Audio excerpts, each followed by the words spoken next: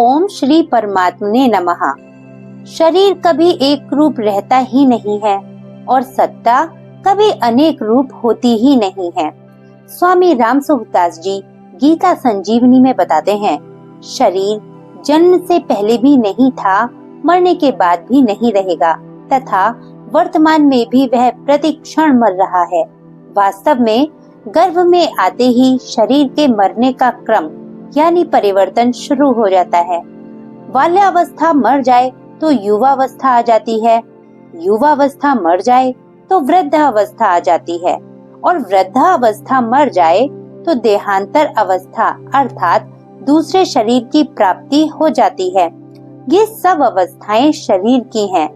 बाल, युवा और वृद्ध, ये तीन अवस्थाएं स्थूल शरीर की हैं और देहांतर की प्राप्ति सूक्ष्म शरीर तथा कारण शरीर की है।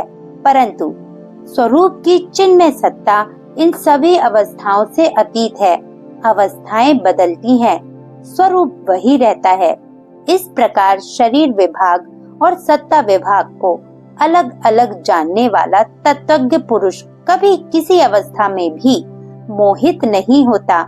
जीव अपने कर्मों का फल भोगने के लिए अनेक योनियों में जाता है, नरक और स्वर्ग में जाता है।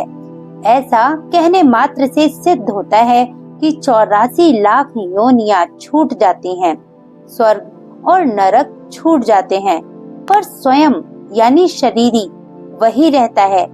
योनियां यानी शरीर बदलते हैं, जीव यानी शरीरी नहीं बदलता।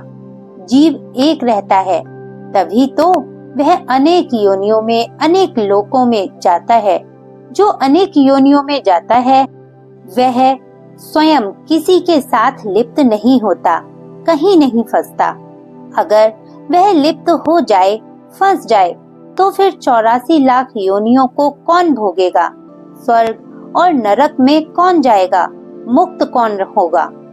जन्मना और मरना हमारा धर्म नहीं है, प्रत्युत शरीर का धर्म है।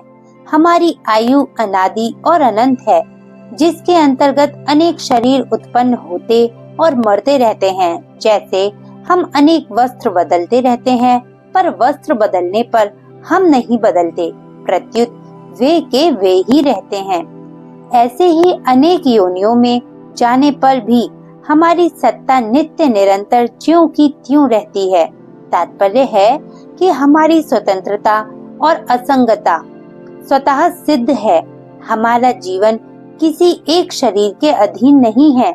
असंग होने के कारण ही हम अनेक शरीरों में जाने पर भी वही रहते हैं, पर शरीर के साथ संग मान लेने के कारण हम अनेक शरीरों को धारण करते रहते हैं।